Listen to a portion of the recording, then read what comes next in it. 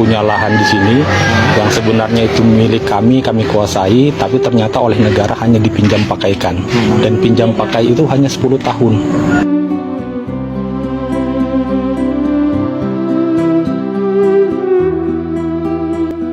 Di balik megahnya bangunan serta besarnya anggaran yang harus dikeluarkan hanya demi upacara 17 Agustus di ibu kota Nusantara, ternyata ada sekelumit cerita sedih yang harus ditanggung oleh masyarakat di sekitar kawasan inti ibu kota Nusantara nih, Wak.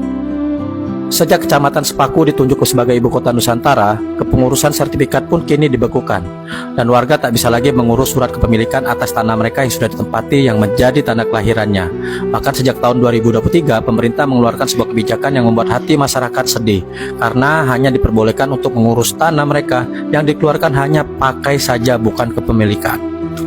Tentu saja hal ini sangat membuat resah warga Sepaku di sana, di mana hak pakai yang dikeluarkan untuk mereka hanya diperbolehkan selama 10 tahun saja, dan mereka dilarang membangun apapun nantinya di sana di tempat tanah milik mereka sendiri.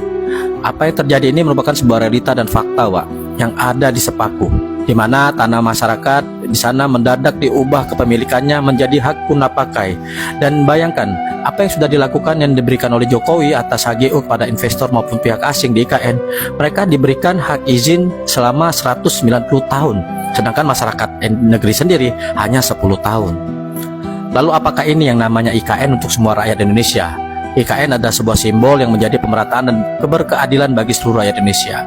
Jangankan untuk dikasih hak milik untuk tanah rakyat ya, Wak, buat rakyat melihat dan ikut 17-an saja di sana itu udah nggak boleh, Wak, karena katanya itu terbatas. Bukankah IKN dibangun untuk rakyat? Lalu IKN ini dibangun untuk siapa? Ini yang jadi pertanyaan kita. Nah, gimana nih pendapatnya nih, Wak? Silakan deh berkomentar di sini. Apakah Indonesia ini sudah berkeadilan atau belum di dalam ibu kota Nusantara?